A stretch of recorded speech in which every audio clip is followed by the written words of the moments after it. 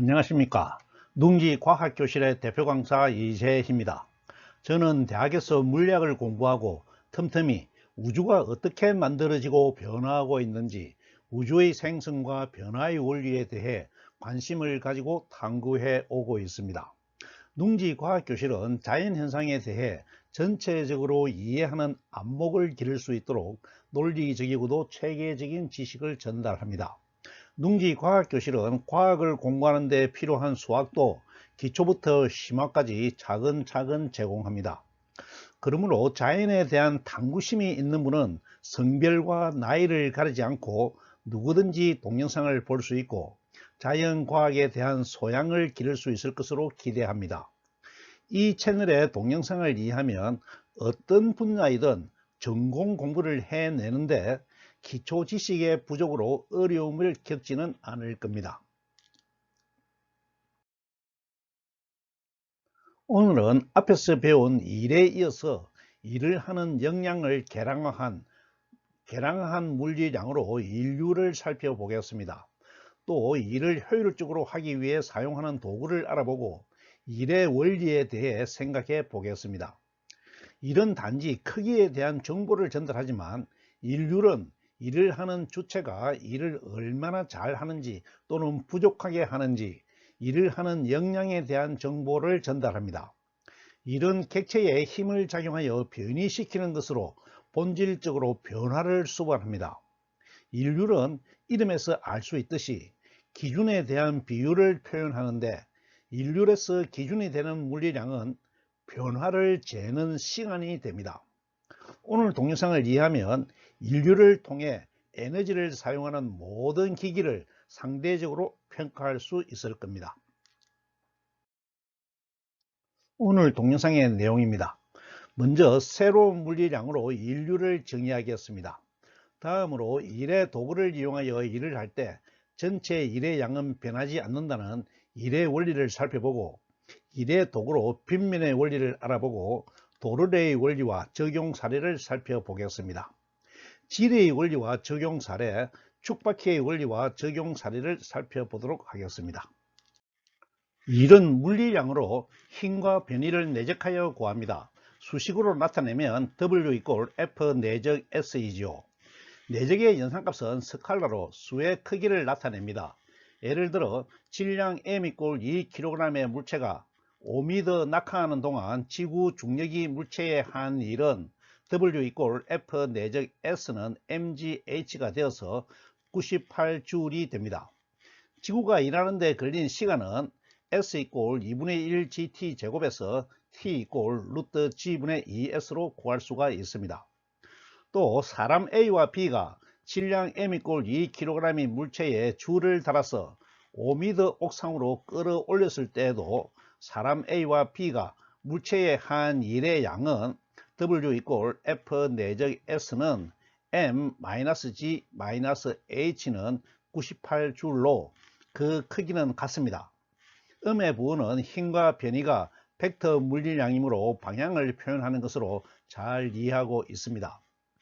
옥상에 올라온 물체가 속도를 가지지 않으므로 끌어올릴 때 작용한 힘은 지구 중력과 같아지고 일의 크기를 외력이 아니라 중력을 적용하여 계산할 수 있다는 것도 잘 이해하고 있습니다.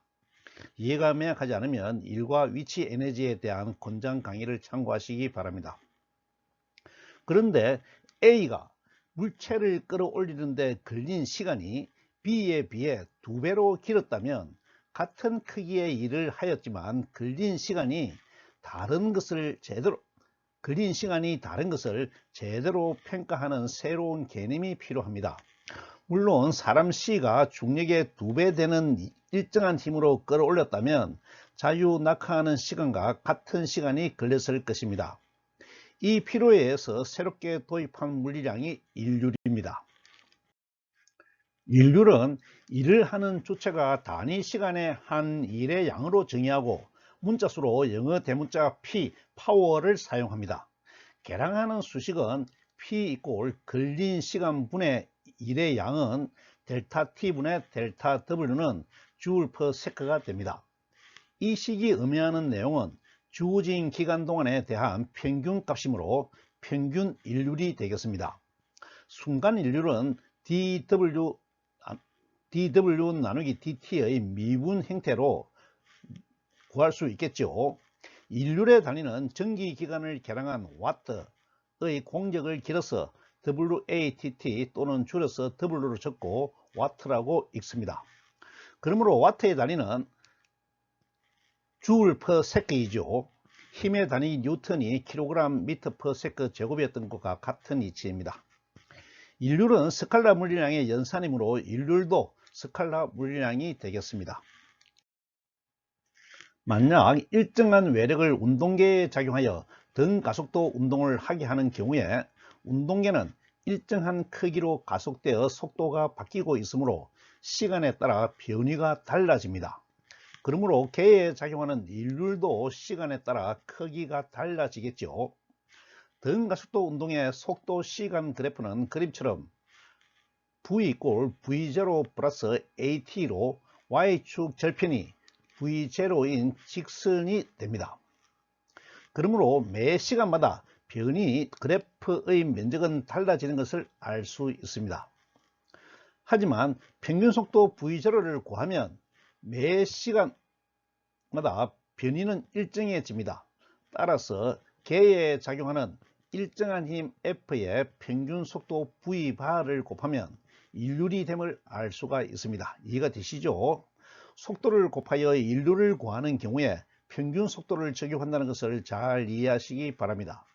물론 순간 속도를 1초 동안 적분해도 일률을 구할 수 있겠죠. 여기서 문제를 하나 풀어 보겠습니다.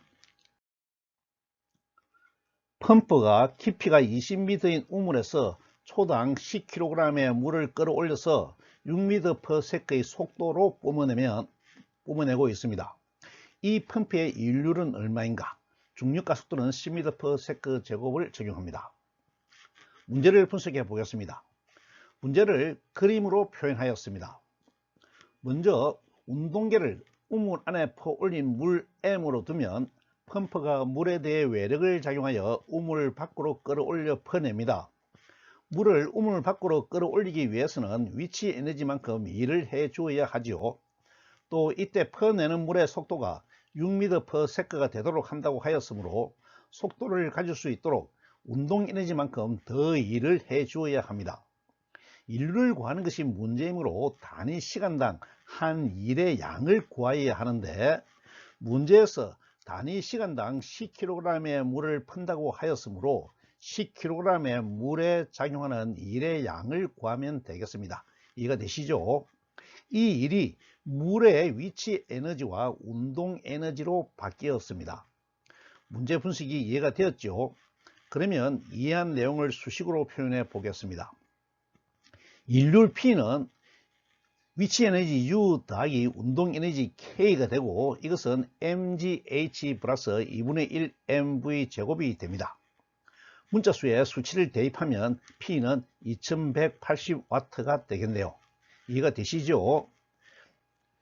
위치 에너지와 운동 에너지에 대해서 이해가 명확하지 않으면 앞에 권장 강의를 참고하시기 바랍니다.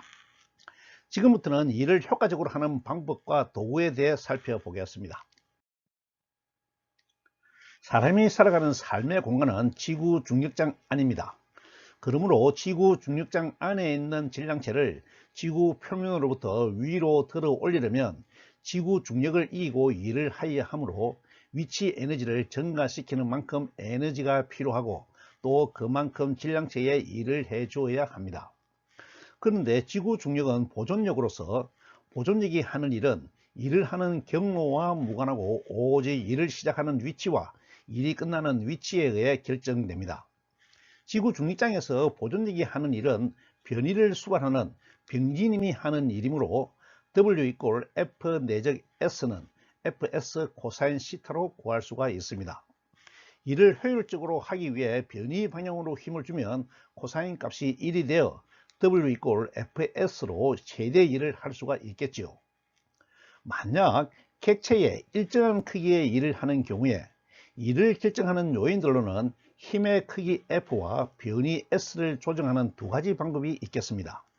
만약 큰 힘을 주면 변이를 조금 주어도 되고 반대로 적은 힘을 주면 큰 변이를 주어야 하겠죠. 현실적으로 큰 힘을 내기가 어려우므로 적은 힘으로 큰 변이를 만들어 일을 하는 방법이 수월하다고 하겠습니다. 이 같은 원리를 이용하여 일을 수월하게 하는 도구로 빗면과 도르래, 지뢰, 촉박기 등을 사용합니다. 도구를 사용하여 일을 수월하게 하는 경우에도 힘의 크기와 변이를 조정할 수는 있어도 한 일의 양은 변하지가 않습니다. 이같이 도구를 사용하여 일을 수월하게 하더라도 일의 양에는 이득이 없다는 것을 일의 원리라고 합니다. 에너지 보존 법칙과 같은 것이죠. 지금부터는 각각의 도구에 대해 일의 원리가 어떻게 이루어지는지 살펴보도록 하겠습니다. 그림처럼 빗면은 지구 중력장 안에서 객체를 높은 곳으로 옮기는 일을 수월하게 하는 도구입니다. 빗면은 빗면과 시타의 크기에 따라서 여러가지 형태를 만들 수 있습니다. 어떤 형태든 보존력장 안에서 물체 M의 한 일의 크기는 처음 위치와 최종 위치 사이에 연직 방향의 변이 H에 의해 물체에 저장된 위치 에너지와 같아집니다.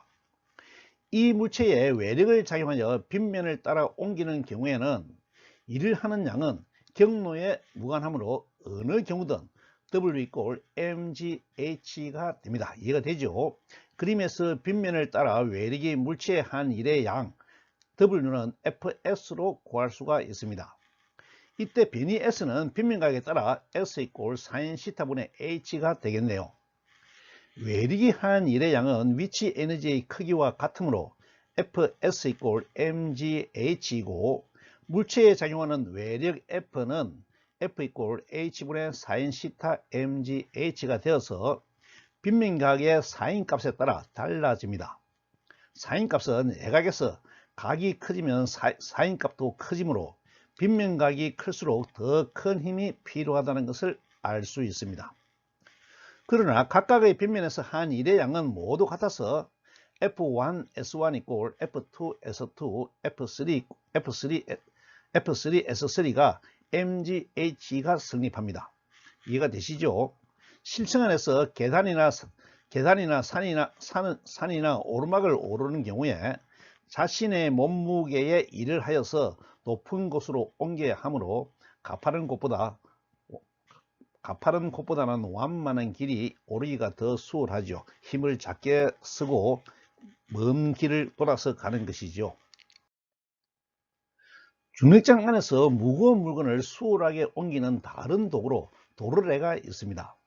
도르래는 그림처럼 바퀴에 줄이나 체인을 걸어서 물건을 들어 올리거나 잡아 당길 수 있도록 만든 기구입니다.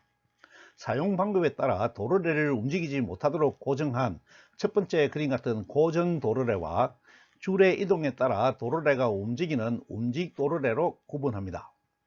고정 도르래는 힘의 방향을 바꾸는 기능을 하므로 땅에서 아래로 힘을 주어도 물체를 위로 옮길 수 있게 합니다.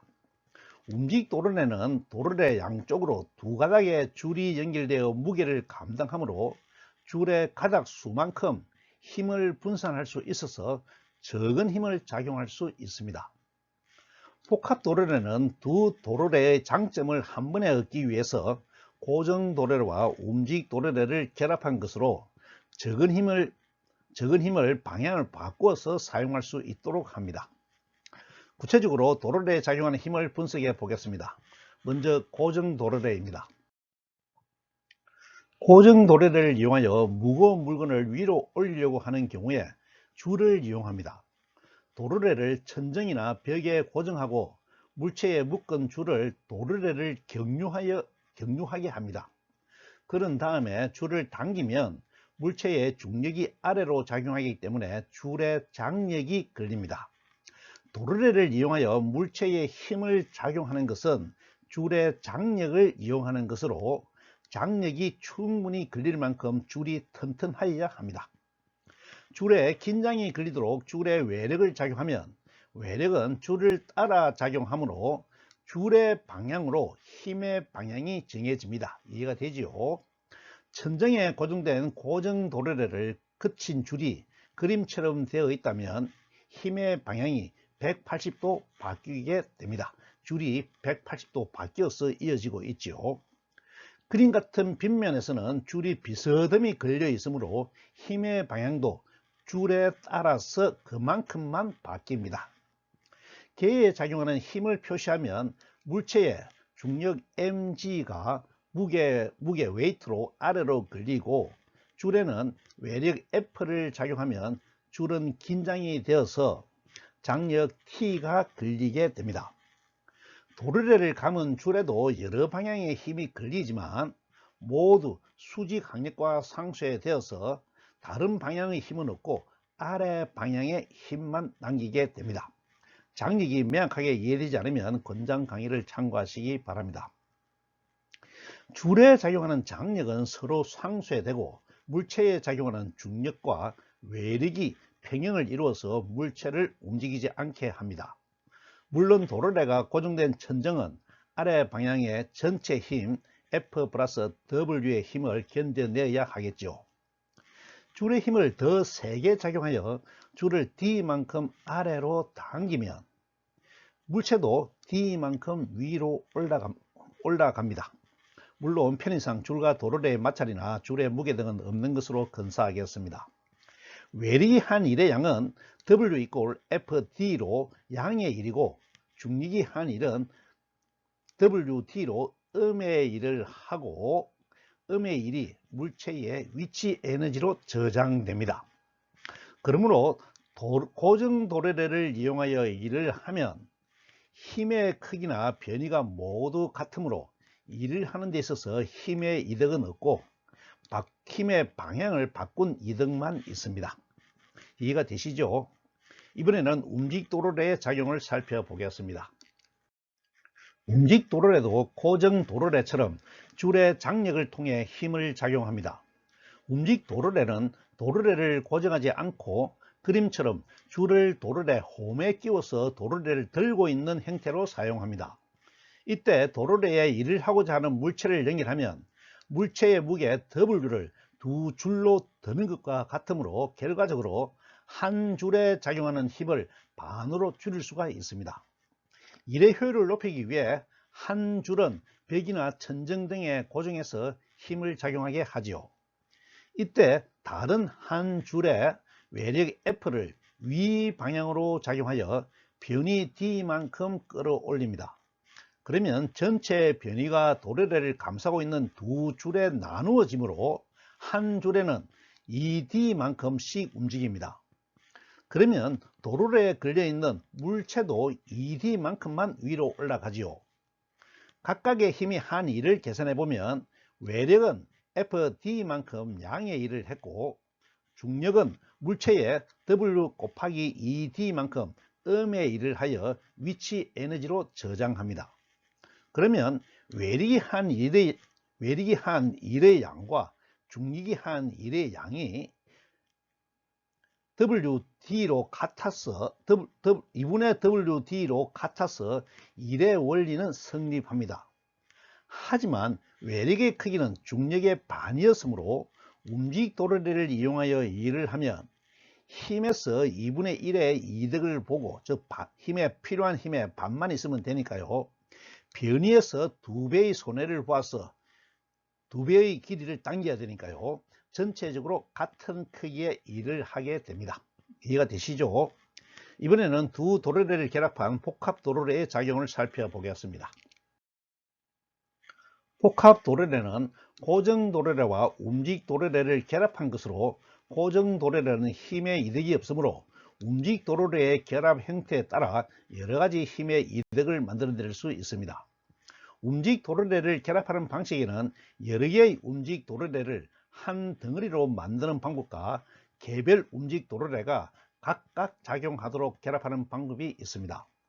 어떠한 경우든 도르래에 걸리는 줄의 수만큼 힘을 분산한다는 원리는 변함이 없습니다. 그림에서 첫 번째 도르래는 고정 도르래 하나와 움직 도르래 하나를 결합한 것으로 움직 도르래에는 두 줄이 걸려 있으므로 외력은 무게의 반을 작용하면 되고 같은 일을 하기 위한 변이는 2배가 필요하죠. 두 번째 도로래는 움직 도로래에 세 가닥의 줄이 연결되어 있으므로 가닥수가 세 가닥이죠. 잘 보시기 바랍니다. 필요한 외력은 3분의 1이고 같은 일을 하기 위해서는 변이는 3배를 움직여야 하겠죠. 세 번째 도로래는 움직 도로래 두 개를 결합한 이련 도로래, 두 개를 묶어서 한 개를 만들었죠. 움직 도로래를 네 가닥의 줄이 지탱하고 있으므로 필요한 외력은 4분의 1이 되고 변이는 4배가 되어야 하겠습니다. 일반적으로 n개의 움직 도로래가 일체를 이룬 n년 움직 도로래에 걸리는 힘은 F 이꼴 2n분의 W가 됩니다. 이해가 되시죠? 이번에는 움직 도로래가 개별로 작용하는 경우를 살펴보겠습니다. 움직 도로래가 개별로 작용하는 경우에는 모든 움직 도로래에 두 가닥의 줄이 연결되므로 각각의 도로래에 걸린 줄에는 도로래에 걸리는 힘의 반이 작용합니다. 외력은 한 가닥의 줄에만 작용해야 하므로 다른 한 가닥 줄은 벽이나 천정에 고정합니다. 그림에서 첫 번째 도로래에는 두 개의 움직 도로래가 연결되어 있는데 맨 밑에 도로래에는 물체의 무게의 반이 걸리고 그 다음 도로래에는 한 가닥에 걸린 힘을 두 가닥으로 분산하므로 2분의 W 곱하기 2분의 1이 되어서 4분의 W의 힘이 걸립니다. 이해가 되시죠? 두 번째 도로래는 세 개의 움직 도로래가 연결되어 있는데 첫 도로래부터 물체 무게의 2분의 1씩 분산되어 걸리므로 마지막 도로래엔 8분의 1의 무게가 걸리게 됩니다. 이 내용을 수식으로 표현하면 첫 번째 도로래는 두 개의 움직 도로래에 분산되어 외력이 2분의 W 곱하기 2분의 1이 걸리고 같은 일을 하기 위해서는 변이는 4배를 움직여야 하겠죠. 두 번째 도로래는 외력이 3개의 움직 도로래에 분산되므로 2분의 W 곱하기 2분의 1 곱하기 2분의 1이 되고 변이는 8D로 8배를 움직여야 합니다. 일반적으로 N개의 움직 도로래가 개별로 연결된 경우에 마지막 줄에 걸리는 힘은 F 이꼴 2M 제곱분의 1W가 됩니다. 곱하기가 아니고 제곱으로, 거듭 제곱이죠. 거듭 제곱으로 지수로 증가하게 됩니다. 이해가 되시죠? 이번에는 응용 도로래로 차동 도로래를 살펴보겠습니다. 이름이 좀 어려운데 한자를 보면 이해하기 쉽습니다. 차동 도로래는 그림처럼 반지름이 서로 다른 두 개의 고정 도로래를 같은 축에 고정하고 한 개의 움직 도로래를 결합한 것으로 작은 힘을 작용하여 큰 힘을 얻을 수 있어서 큰 힘 차이가 필요할 때 사용합니다. 물론 변이는 일의 원리에 따라 그만큼 길어지게 되겠지요. 힘의 차이는 두 개의 고정 도로래의 반지름의 차이에서 만들어지는데 반지름의 차이만큼 변이가 길어져서 힘의 이득을 얻게 됩니다. 제목인 차동은 움직이는 형태가 다르다는 뜻이죠. 그림에서 보면 큰 고정 도로래의 큰 반지름을 대문자 R, 작은 고정 도로래의 반지름을 소문자 R이라 하고 무게 W인 물체가 걸려 있습니다. 외력 F로 줄을 당기면 줄어든 길이가 고정 도로래의 작은 축에 먼저 감긴 다음에 아래로 내려가므로 실제 변이는 작은 축에 감긴 만큼 줄어들게 됩니다. 이해가 되시죠? 이 현상을 수식으로 표현하면 힘 F로 큰 도로래를 한 바퀴 회전한 2파이 대문자 R만큼 당기면 실제로 움직 도로래의 변이에 반영되는 길이는 작은 도로래에 감긴 길이 2파이 스몰 R만큼 뺀 길이의 반이므로 일의 원리에 따라 다음 식이 성립하게 됩니다. F 곱하기 2파이 라지 R 이꼴 W 곱하기 2분의 2파이 라지 R 큰 바퀴의 원주죠. 빼기 작은 바퀴의 원주 2파이 R을 하면 식이 되고 식을 정리하면 F 이꼴 2R분의 라지 R 마이너스 스몰 R W가 됩니다. 그러므로 두 도로의 반지름 차이가 작을수록 필요한 힘의 크기는 작아집니다. 만약 두 도로의 반지름이 같으면 푼 길이만큼, 즉 당겨서 푸른 줄의 길이만큼 다시 작은 도로인데 반지름이 같으므로 같은 도로래죠. 다시 감김으로 물체는 움직이지 않게 되는데 수식에서는 분자가 0이 되지요. 분자가 0이 되기 때문에 F 이꼴 0이 됩니다. 자동 도로의 힘을 구하는 식은 외우는 것이 아니라 필요할 때마다 유도하여 사용하면 됩니다. 지금부터는 다른 일의 도구로 지뢰를 살펴보겠습니다. 지뢰도 도로래처럼 힘이 작용하는 방향을 바꾸거나 적은 힘으로 큰 힘을 내게 하는 일의 도구입니다. 지뢰가 도로래와 다른 점은 도로래는 줄의 장력을 이용하여 물체에 힘을 작용하였는데 지뢰는 막대에 걸리는 힘의 모멘트, 돌림 힘을 이용하여 물체에 힘을 작용합니다. 그러므로 지뢰는 힘의 모멘트를 작용할 수 있도록 힘점, 받침점, 작용점이라는 세 부분으로 구성됩니다. 힘점은 외력을 가하는 지점이고 받침점은 막대에 돌림 힘을 작용하는 회전 기준점이고 작용점은 막대가 물체에 힘을 작용하는 지점입니다. 힘점, 작용점, 받침점을 지뢰의 3요소라고 하고 이들 3요소의 결합 방식에 따라 지뢰의 종류를 구분합니다. 지뢰의 3요소가 힘점, 받침점, 작용점의 정형적인 순서로 되어 있으면 제1종 지뢰라고 하고 받침점이 작용점으로 옮겨와 힘점, 작용점, 받침점의 순서이면 제2종 지뢰라고 하고 받침점이 다시 옮겨와 받침점, 힘점, 작용점의 순서로 되어 있으면 제3종 지뢰라고 구분합니다. 지뢰의 종류에 대해서는 뒤에서 다시 살펴보도록 하겠고 지금부터는 지뢰에 작용하는 힘을 분석해 보겠습니다. 지뢰의 한쪽 끝에 적은 힘 F를 아래로 S만큼 주어서 다른 끝쪽에 있는 무거운 물체 W를 위로 H만큼 들어 올리려고 합니다. 받침점을 기준으로 하여 힘의 모멘트가 적용되고 평형을 이루므로 물체의 무게 W에 팔의 길이 A를 곱한 것과 외력 F의 팔의 길이 B를 곱한 것은 크기가 같습니다. 그러므로 W 내적 A는 F 내적 B가 성립합니다. 외력을 F로 정의하면 F 이꼴 B분의 A W가 되는데 팔의 길이 비해 역수로 힘이 결정되네요. 외력의 팔이 길수록 지뢰의 팔이 짧을수록 더 적은 힘을 작용할 수가 있겠습니다. 또 받침점을 기준으로 두 직각삼각형은 닮음이므로 닮음 삼각형을 찾아보세요. 닮음 B H 대 A는 S 대 B가 성립합니다. 외력의 변이 S로 정리하면 S는 A분의 BH가 됩니다.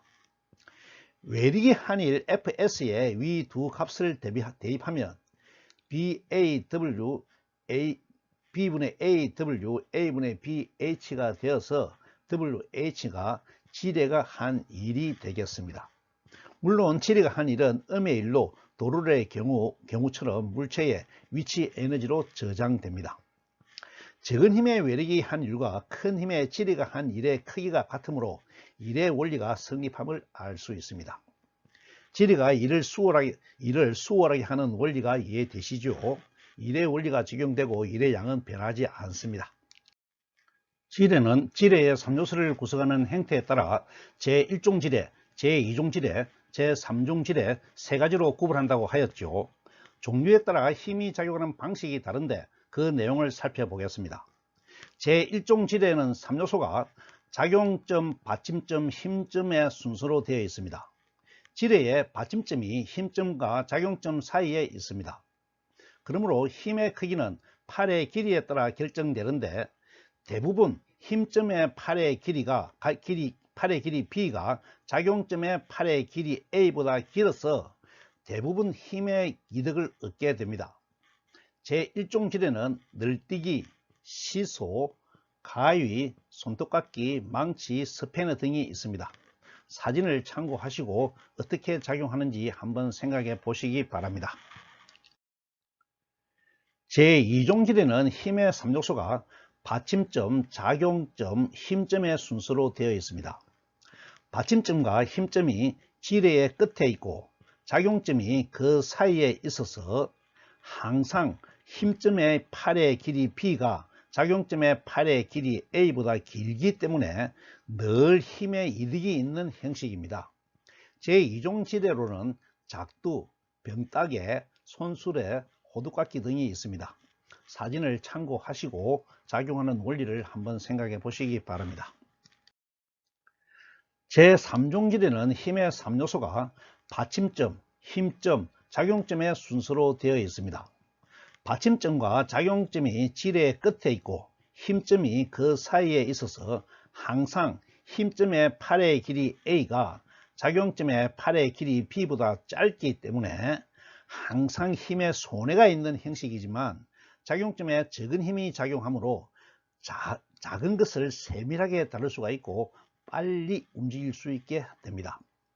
제3종 지뢰로는 핀셋, 젓가락, 작수용 과일, 낚싯대 등이 있겠습니다. 사진을 참고하시고 힘이 작용하는 원리를 한번 생각해 보시기 바랍니다. 여기까지 각 지뢰의 특성이 잘 이해가 되었습니까? 이번에는 촉바퀴에 대해서 살펴보겠습니다. 촉바퀴는 지뢰의 원리를 응용한 것으로 지뢰의 3요소에 해당하는 지점이 있습니다. 촉바퀴의 기본 구조는 반지름이 다른 두 바퀴를 같은 축에 끼워둔 구조입니다. 한 바퀴를 돌리면 다른 바퀴도 같이 돌아가는 구조인데 바퀴의 반지름이 지뢰의 팔의 길이 역할을 합니다. 그러므로 축이 지뢰의 받침점 역할을 하고 바퀴에 힘을 작용하는 지점이 힘점과 작용점 역할을 합니다.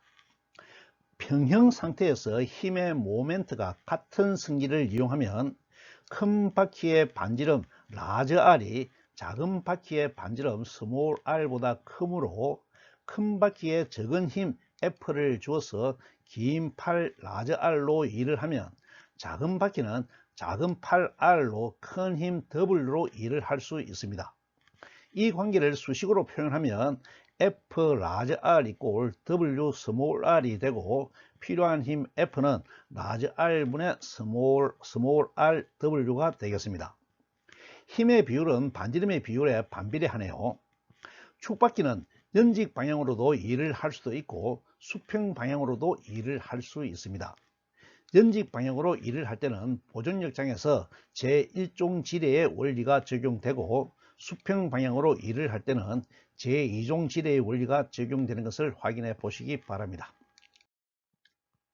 축바퀴 예로는 문을 여는 손잡이, 수도꼭지, 연필깎이 손잡이, 자동차 핸들, 자전거 페달, 드라이버, 낚싯대 휠, 코르크 따개, 축바퀴와 벽면이 함께 적용되었죠. 야구공 돌리기 시합, 어느 쪽이 유리한지 잘 알고 계시죠? 맷돌 등을 들 수가 있습니다. 각각의 경우에 축바퀴가 어떻게 작용하는지 살펴보시기 바랍니다. 이상으로 오늘 강의를 마치고 오늘 강의를 요약해 보겠습니다. 인류는 일을 하는 능률을 재기 위해서 새롭게 도입한 물리량입니다. 능률의 기준으로 시간을 두었기 때문에 시간에 대한 일의 양으로 계량하였지요. 단위는 일의 단위를 시간으로 나눈 것이므로 줄 per sec가 되는데 전기기관을 계량한 와트의 이름을 따서 WATT 줄여서 W라고 사용하고 와트라고 읽는다고 하였습니다. 와트는 스칼라 물량인 에너지와 시간의 연산이므로 스칼라 물량이 되는 것도 살펴보았고요. 수식은 기준이 되는 시간이 시간의 폭을 가지면 평균하여서 평균 인류를 구하고 미분이 가능하면 순간 인류를 구할 수가 있습니다. 일하는 힘이 일정하고 평균 속도를 알면 힘과 속도를 곱하여 구할 수도 있다는 것도 살펴보았습니다. 속도가 시간당 단위 시간당 이동한 변이이므로 단위 시간당 힘과 변이를 곱한 것과 같은 결과를 만들지요. 일을 좀 더 수월하게 하거나 효율적으로 하기 위해 도구를 사용하는데, 어떠한 도구를 사용하든 전체 일의 양은 변하지 않는다는 에너지 보존 법칙을 일의 원리라는 이름으로 알아보았고, 일을 하는 도구로 빗면과 도롤의 지뢰를 응용한 축바퀴가 작용하는 원리를 살펴보았습니다. 빗면과 도롤의 지뢰가 지구 중력장 안에서 연직 방향의 일을 하는 경우에 마찰력 같은 외력을 무시하면 역학적 에너지가 보존되므로 일이 위치 에너지로 저장되는 것도 살펴보았습니다. 또 지뢰나 축바퀴처럼 팔의 길이를 이용한 힘의 모멘트, 다른 말로 돌림힘을 이용하여 일을 하는 경우에도 전직 방향으로 한 일이든 수평 방향으로 한 일이든 일의 양은 변하지 않는다는 것도 알아보았습니다. 다음 시간에는 2차원 평면에서 일어나는 아주 특별한 운동으로 등속 원운동을 공부하겠습니다. 등속 원운동이 끝나면 진동, 파동, 회전운동 순서로 강의를 진행하여 고전역학을 끝낸 다음에 우주 천문 부문 강의를 시작할 예정입니다. 오늘 강의는 이것으로 마치겠습니다. 감사합니다.